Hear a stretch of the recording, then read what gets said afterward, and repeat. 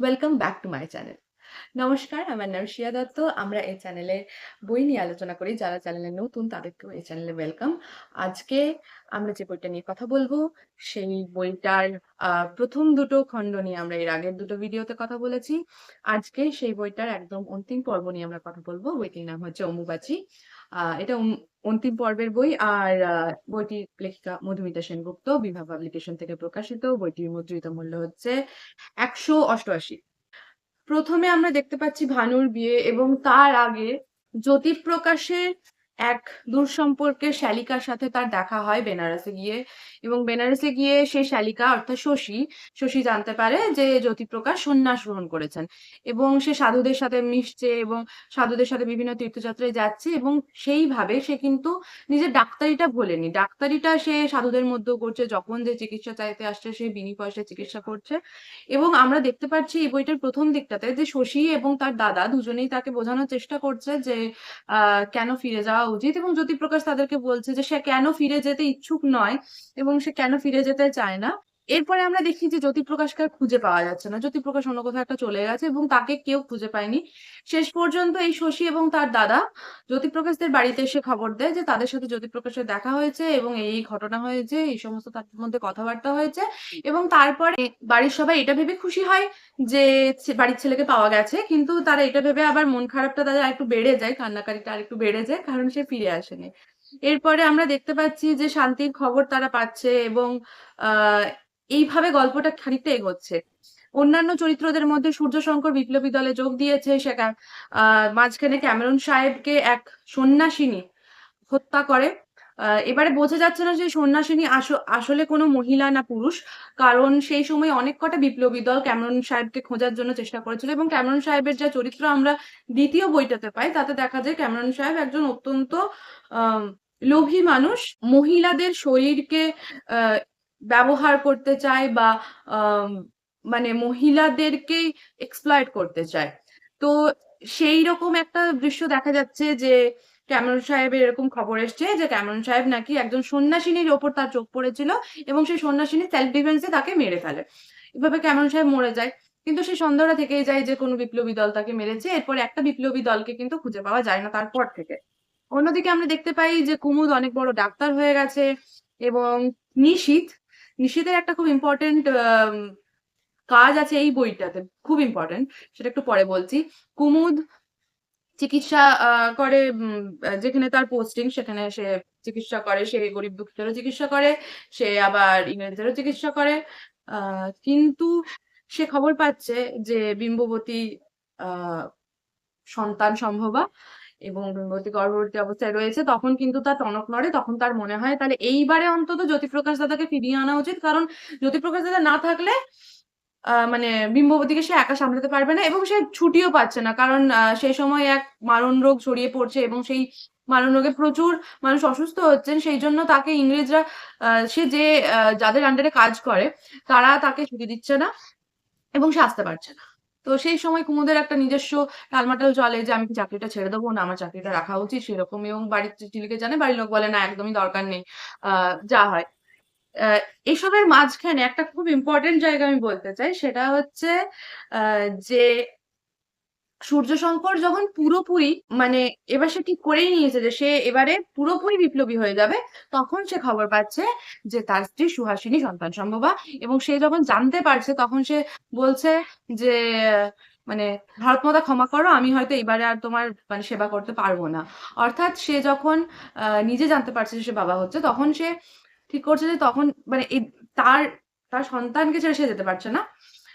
তো সেই জায়গাটা একদিকে ভালো লেগেছে, আবার একদিকে আমার পার্সোনালি একটু বোরিংও লেগেছে। আর এছাড়া নিশীথের একটা যে আমি ইম্পর্টেন্ট জায়গাটা বললাম সেটা হচ্ছে যে নিশীথ এখানে অনেক বড় একজন পুলিশ অফিসার হয়ে গেছে বড় হয়ে, এবং তার সাথে কিন্তু কুমুদের বন্ধুত্বটা নষ্ট হয়নি। কুমুদ তাকে আহ, মানে জানায় যে বিম্ববতী সন্তান সম্ভবা এবং সে চায় যে, এবং সে যেহেতু বিম্ববতীকে প্রতিজ্ঞা করেছিল যে জ্যোতিপ্রকাশ দাদাকে সে ফিরিয়ে আনবেই, তো সেই জন্য নিশীথ খবর পায় যে এক জায়গায় এরকম এক সন্ন্যাসী আছেন, উনি বিনি পয়সায়, একজন বাঙালি সন্ন্যাসী আছেন যিনি মানুষকে বিনি পয়সায় চিকিৎসা করেন। এবারে আহ তখন পুলিশও আহ, এরকম একজনকে খুঁজছে এবং তখন নিশীথ তার ডিপার্টমেন্টকে বোঝাচ্ছে যে সে নিজে যাবে এই কাজটা করবে। তো এবং সে গিয়ে নিয়ে সে অসুস্থ অবস্থায় গেছে, মানে অসুস্থ সেজে গেছে এবং গিয়ে নিয়ে জ্যোতিপ্রকাশ দাদাকে তার নিজের পরিচয় দিয়েছে এবং বলেছে যে তোমার বোন বিম্ববতী সে এরকম সন্তান সম্ভবা এবং এরকম এরকম বিষয়। এবং কুমুদ সেখানে মানে কুমুদ তোমাকে একটা চিঠি দিয়েছে। তো তারপর সে কুমুদের চিঠি পড়ে এবং সে প্রচন্ড ভেঙে পড়ে। সে জানায় যে কি হয়েছিল এবং তার স্ত্রী শান্তি কিভাবে মারা গেছিল। পরে যখন জ্যোতিপ্রকাশ বাড়িতে ফিরে আসে এবং সে জ্যোতির্ময়ীকে চিনতে পারে না, কারণ সে কোনোদিন জ্যোতির্ময়ীকে দেখেইনি। এবারে জ্যোতির্ময়ী মানে চিরকাল শুনে এসেছে যে তার বাবা চলে গেছে এবং তার মা মারা গেছে। সে মানে থেকেও নেই, একটা ব্যাপার তার সাথে হয়েছে। সে অনেকদিন পর যখন মানে জীবনে ১ম বার যখন তার বাবাকে দেখছে সে প্রচন্ড ইমোশনাল হয়ে পড়ে এবং আ জ্যোতিপ্রকাশও প্রচন্ড ইমোশনাল হয়ে পড়ে। পরে শশীর কাছে সে জানতে পারে যে তাদের ফ্যামিলিতে এরকম একটা মানে রোগ বা এরকম একটা সমস্যা রয়েছে যে জন্ম দিতে গিয়ে অনেকে মারা গেছে। আ সেটা তার মাসির সাথেও হয়েছে এবং সে আরো অনেকের কথা জানায় যে তাদের বাড়ির মেয়েরা আ এ এরকম একটা সমস্যার মধ্যে দিয়ে তাদেরকে যেতে হয়েছে এবং জ্যোতিপ্রকাশ দাদা বলে যে মানে জ্যোতিপ্রকাশ জানায় যে তাকে এরকম কিছু জানানো হয়নি যে এরকম হয়। যদি সে জানতো তাহলে হয়তো তার অন্যরকম রিঅ্যাকশন হতো। হয়তো তখন জ্যোতিপ্রকাশ ফিরে আসতেন নিজের মেয়েকে সঙ্গে নিয়ে।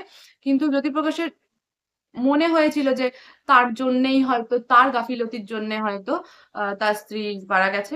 এরপরে আমরা দেখতে পাচ্ছি যে আ বিম্ববতী এবং কুমুদের জীবনেও পরিবর্তন আসছে এবং খুব ভালোভাবে পরিবর্তন আসছে। কারণ বিম্ববতীর সন্তান জন্ম নিচ্ছে এবং সেই সন্তানকে নিয়ে তার পরবর্তীকালে আমরা দেখতে পাচ্ছি যে কুমুদ এবং বিম্ববতী কলকাতায় চলে যাচ্ছে। সেখানে সেখানে কিন্তু মান্দা দিদিও যাচ্ছে তাদের সাথে। আর বড় মার কথা এখানে আছে, বড় মার বয়স হয়েছে প্রচন্ড। কিন্তু মানে তাদের ওই নাতি-নাতনির প্রতি স্নেহ ভালোবাসা কোনটাই যায়নি, বরং দ্বিগুণ হয়ে গেছে। আমরা এখানে কিছুটা আগে দেখতে পেয়েছি যে কামিনী, আ কামিনী সন্তান সম্ভবা, কিন্তু কামিনীর যেহেতু বিনোদ আ প্রতিজ্ঞা করেছিল যে সে নিজের পায়ে না দাঁড়ানো অব্দি সে ফিরবে না। সেজন্য মানে কামিনীকে আ তার বড় মাই বলে যে, "তুমি বাপের বাড়ি চলে যাও এবং তারপরে তুমি পরে ফিরো।" তো কামিনী বাপের বাড়িতে চলে যায় এবং তারপরে বিনোদ কিন্তু শ্বশুরবাড়িতে তার যাওয়া আসা চলে, কিন্তু সে নিজের বাড়িতে ফেরে না। তো আমার আ এই গল্পটা শেষ হচ্ছে কুমুদ এবং বিম্ববতীকে দিয়েই। তাদের সুখী সংসারের একটা চিত্র আমরা একদম শেষটাতে দেখতে পাচ্ছি। একদমই আ হ্যাপি এন্ডিং যাকে বলা যায়। আমার যে জিনিসটা ভালো লাগেনি, এই ফার্স্ট কভারটা আমার ভালো লাগেনি। What do you mean? এখানে একটা নেতাজির ছবি দেওয়া আছে। মানে এখানে নেতাজির কোনো রেফারেন্সই নেই বইটাতে। হ্যাঁ, ২-১ টা জায়গায় বিপ্লবী আন্দোলনের কথা বলা আছে অবশ্যই, কিন্তু এখানে নেতাজির ছবি কেন? মানে কোনো রেফারেন্স নেই। এটাতে শুধু, শুধু দেওয়া। আর এই কভারটা আমার সত্যি কথা বলতে মোটামুটি লেগেছে। খুব একটা ভালো কিছু লাগেনি। এই কভারটা বরঞ্চ খুব বেশি ভালো লেগেছে। কারণ এখানে সেন্টারে একটা সুখী আম দাম্পত্য জীবনের ছবি ফুটে উঠেছে এবং তার ব্যাকগ্রাউন্ডে আমরা দেখতে পাচ্ছি যে ওই বিপ্লবী দলের একটা প্রতীক হিসাবে এইরকম ভাবে একটা ছবি আছে। তো এই ভেতরের কভারটা আমার ভালো লেগেছে, বাইরের কভারটা আমার ভালো লাগেনি। আর দ্বিতীয় কথা হচ্ছে যে এই বইটা আমার একটু 4 আউট অফ 5 মনে হয়েছে। কারণ সবই খুব ওই মানে সুষ্ঠুভাবে ভালোভাবে হয়ে গেছে। আ আমার এই গোটা সিরিজটাতে যেটা সবচেয়ে বেশি ভালো লেগেছে সেটা হচ্ছে প্রত্যেকটা চরিত্রের যে ক্যারেক্টার ডেভেলপমেন্ট করা হয়েছে, বিশেষত বাচ্চাগুলোর আম এবং আ তাদেরকে বয়সের সাথে, সাথে তাদের যে পরিবর্তনগুলো এসছে বা তাদের মনস্তাত্ত্বিক যে দিকগুলো এখানে দেখানো হয়েছে, সেই সমস্তটা আমার এই উম পুরো সিরিজটাতে খুব ভালো লেগেছে।